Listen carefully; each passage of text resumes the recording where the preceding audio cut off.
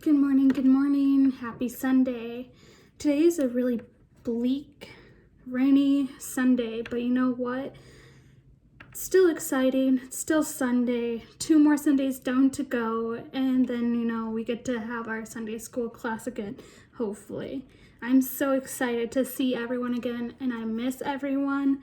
So if you saw in the beginning, I had probably a couple pictures of a plant.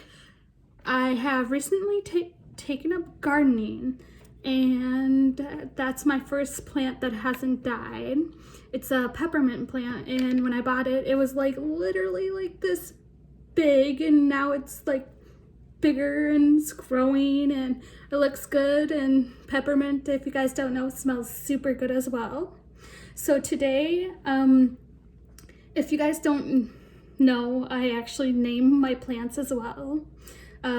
My plant is Melia, and I talk to her every single day, almost every single day.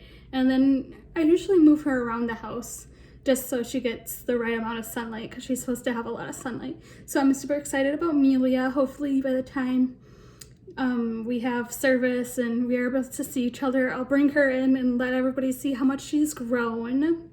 So today we are talking about the Garden of Gethsemane. So if you guys ever played musical chairs, and maybe one of your peers or your friends or even your parents or whoever said, "Oh, watch out," what does that mean to you guys? To me, if somebody told me to watch out, it would mean to look around, be careful, something might be dangerous or you might trip or hurt yourself. So watch out is kind of like a warning sign, almost, to just stop and take a break, or stop and look around you, see what's going on, and then evaluate. So God told us that Jesus calls us to watch and pray so we don't enter temptation. So like I said, we're talking about watching and praying. So what happens when you are not watching where you walk? Usually if I'm not watching where I walk, or even if I'm not, or if I am watching where I walk, I'm usually going to trip over something, but that's just me. But if you don't watch where you walk, usually you might trip over something, you could fall, you could maybe miss a step. That has happened to me millions of times. So Jesus knew it was almost time for him to go to the cross. He knew it was the only way to save us from our sins, but he did not want to suffer and die. He asked his disciples to go with him to the Garden of Gethsemane. Jesus wanted to pray. It was late at night as Jesus and his disciples entered the garden. So when I think of the Garden of Gethsemane, I think of, beautiful trees with flowers, maybe like plants or flowers like everywhere, maybe like a walking path, kind of like the botanical gardens at the zoo if you've ever been there. It's super beautiful. That's maybe kind of an idea of what it might have looked like, but I don't really know what it would have looked like.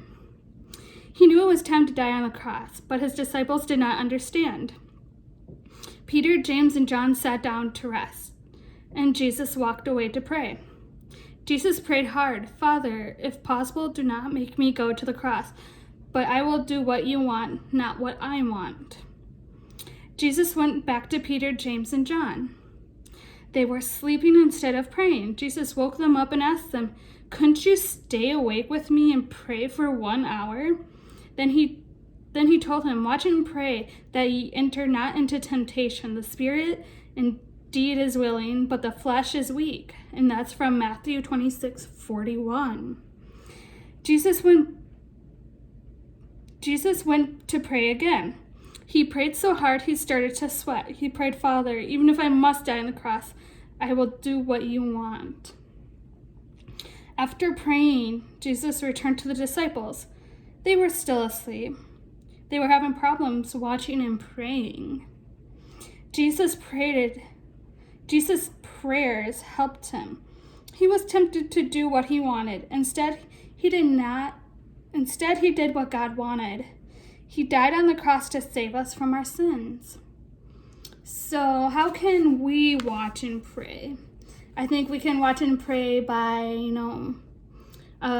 to avoid temptation, because temptation can get us in trouble. So we must be careful to watch for it. Praying helps us listen to Jesus, ignore the temptation, and Jesus helps us listen and watch out for temptation. So what is temptation? What do you guys think temptation is? To me, temptation is things that we shouldn't do, but sometimes we might give into it because of our flesh. So some things would be like, like way before when I used that example of the whole cookies where, you leave the cookies out and your mom's like, no, you can't eat them until after dinner, and you eat one. That's given into temptation.